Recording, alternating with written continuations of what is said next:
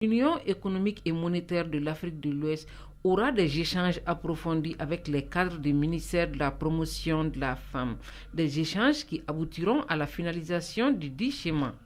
Dr Ki Barbara, macroéconomiste, directrice du JAR au sein de l'UEMOA. La commission de l'UEMOA, d'une manière participative avec l'ensemble des États membres, a élaboré ce schéma type, qui est un dispositif type, qui donne les instances clés qu'il faut mettre en place dans une administration pour pouvoir intégrer la sexospécificité dans l'ensemble des politiques sectorielles. Ce dispositif a été adopté en 2022. Aujourd'hui, l'heure est à la phase de dissémination de ce schéma, c'est-à-dire une présentation dans chaque État membre de l'UEMOA, tout en tenant compte des réalités contextuelles de chaque pays. Dr Koulibaly Mariam Maïga, ministre de la promotion de la femme, de l'enfant et de la famille. Je me réjouis de la décision du Conseil des ministres qui a adopté un schéma organisationnel type d'institutionnalisation du genre, STIG, dans le cadre de la mise en œuvre de la stratégie genre de l'UEMOA pour la période 2023-2027, pouvant assurer l'effectivité de la transversalité du genre dans l'ensemble des départements sectoriels, afin d'œuvrer à la réduction des inégalités dans tous les secteurs. Malgré la ratification de plusieurs traités et instruments juridiques internationaux et nationaux relatifs à la prise en compte du genre, la problématique de la participation des femmes demeure dans notre pays. Radio Mali à Ségou et environ 96.8 MHz en FM. Près de 4 milliards de francs CFA, c'est le budget 2023 de l'Université de Ségou. C'est l'une des informations du 13e Conseil ordinaire de la structure. Ce budget et bien d'autres documents sont soumis à l'appréciation des administrateurs, on nous dit Honoré Tchenou.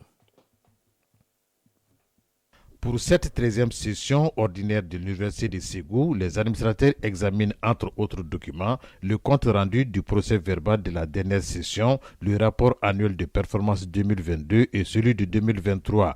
Courant l'année 2022, plusieurs projets inscrits au programme sont réalisés. Dr Isaï Daou, recteur de l'Université de Ségou.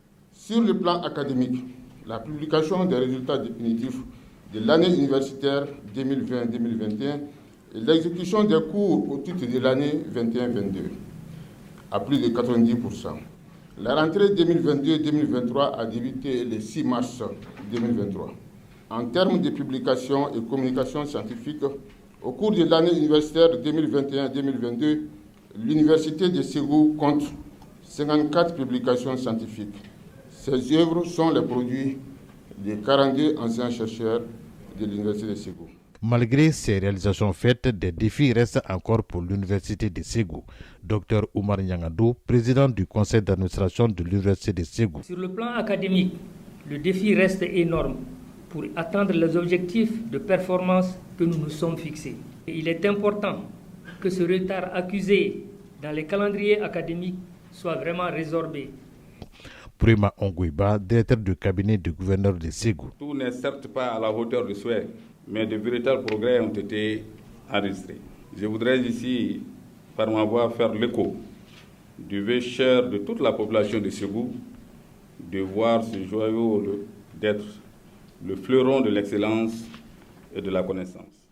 S'agissant du budget, il s'équilibre en recettes et en dépenses à la somme de près de 4 milliards de francs CFA. Ce budget connaît une diminution d'un peu plus de 100 millions par rapport à l'année 2022. Une diminution qui s'explique par plusieurs facteurs, dont la réduction du budget propre de l'Université de Ségou et la non-exécution de certains programmes et projets. Ségou, Honoré Tchenou et Issaba pour l'ORTM. À 13h passées de 11 minutes à présent, l'actualité hors de nos frontières en Libye. Une vaste opération militaire est menée par l'armée nationale libyenne depuis vendredi dernier contre les bases rebelles tchadiennes dans le sud du pays. Cette offensive est dirigée par le maréchal Khalifa Haftar. Elle vise à chasser les rebelles tchadiens, les terroristes et les trafiquants actifs dans la zone non frontalière entre la Libye, le Tchad, le Soudan et le Niger, selon Mohamed Al-Mismari, le porte-parole de l'armée nationale nationale libyenne. En Centrafrique, les stagiaires de la police municipale sont en grève. Ils réclament leur intégration dans la fonction publique et le paiement de 3 mois d'indemnité de transport. Ce mécontentement a entraîné hier le dysfonctionnement de l'administration municipale. En République démocratique du Congo, Jean-Pierre Bemba, ministre de la Défense, et son homologue du Burundi, Henri Tribert Mutambazi, ont signé hier un protocole d'accord de défense et de sécurité à Kinshasa.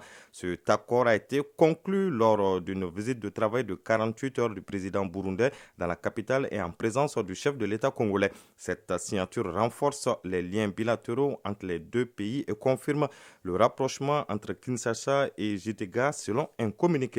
On termine par les États-Unis où l'ancien président Donald Trump sera jugé à partir du 4 mars 2024 en pleine campagne électorale pour la présidentielle.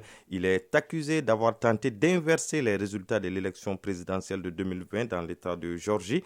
L'ancien président devra s'expliquer devant le tribunal fédéral de Washington. À présent, la page des sports de cette édition.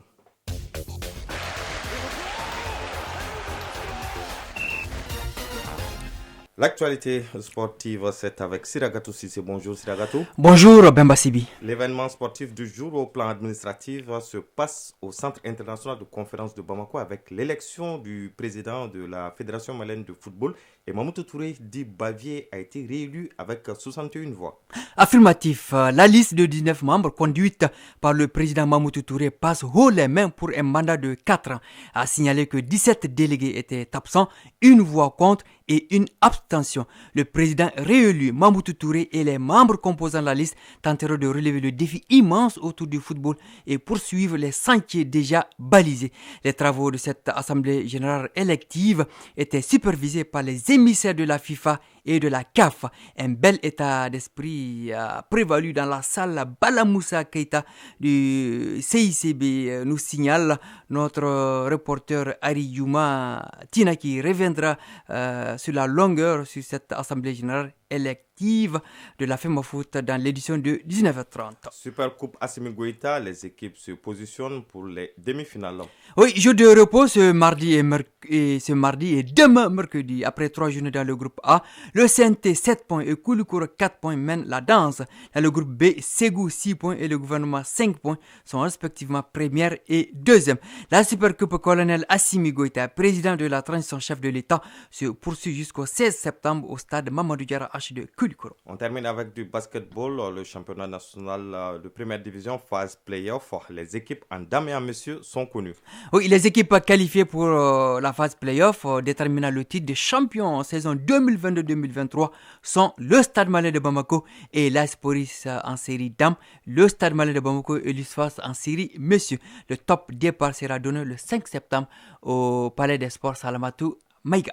Merci Siragatou Sissé pour toutes ces informations sportives. Nous allons suivre ensemble la chronique Initiative citoyenne de ce mardi. Initiative citoyenne. Le développement par nous-mêmes. De sa création en 2019 à aujourd'hui, la plateforme des jeunes engagés pour la promotion de la santé reproductive et la lutte contre les violences basées sur le genre est présente à Bamako, Koulikoro, Ségou, Sikassou, Mopti et Tombouctou.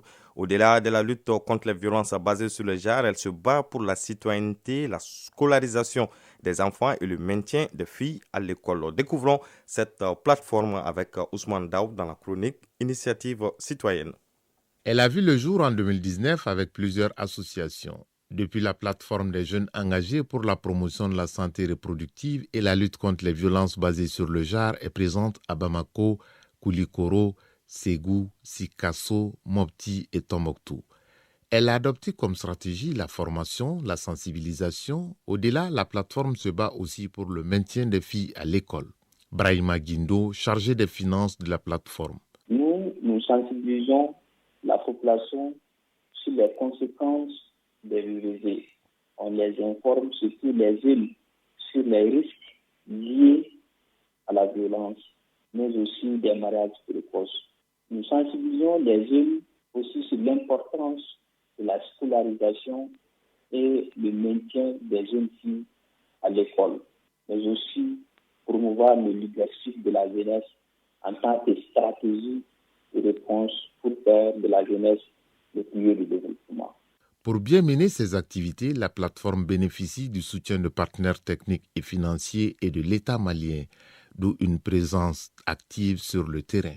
La plateforme a bénéficié du partenaire des kits de lavage des mains au savon que nous avons distribués dans les commissariats, dans les centres de santé et les mairies du district de Bamako. On a à peu près 200 kits dont la plupart de ces projets sont financés par ces partenaires-là, dont principalement l'ONU-FEM. Nous avons également des rapports avec l'État, notamment le ministère de la Justice et puis celui de la promotion de la femme, de l'enfant et de la famille. Comme toute activité humaine, la plateforme rencontre également des difficultés dont la principale est la non-compréhension par la population du message véhiculé. Brahima Guindo, chargé des finances de la plateforme. Il y a vraiment des difficultés que nous rencontrons à la réalisation de ces activités-là. Et les messages sont vraiment mal compris par la population. Et si on parle seulement de VDG, les gens se disent directement les femmes, alors que cette violence, ça concerne les femmes, ça concerne les hommes aussi. Maintenant, en ce qui concerne la scolarisation, ça aussi c'est difficile à aborder, surtout au niveau un peu reculé. C'est-à-dire les filles, à l'âge de 14-15 ans, leurs parents les marient souvent même à l'âge précoce. Nous partons vers ces parents-là, les demander le maintien même de ces filles-là à l'école. Quand même, c'est difficile, mais souvent nous parvenons à convaincre ces parents-là. En attendant une adhésion massive à sa cause pour mettre fin au VBG et maintenir les filles à l'école, la plateforme des jeunes engagés pour la promotion de la santé reproductive et la lutte contre les violences basées sur le genre continue avec son bâton de pèlerin pour un changement de comportement des uns et des autres pour atteindre ses objectifs. À 13h, passé de 20 minutes, prend fin ce journal qui vous a été présenté par Bemba Sibi avec la complicité technique de Halima Ouattara, une réalisation de Soumaou Aïdara. La mise en ligne a été assurée par Aziza Koulibaly, coordination Ousmane Daou. Prochain rendez-vous avec l'information, c'est à 19h30. Merci encore une fois de votre constante fidélité au programme d'information de la Radio nationale du Mali et bonne écoute radiophonique.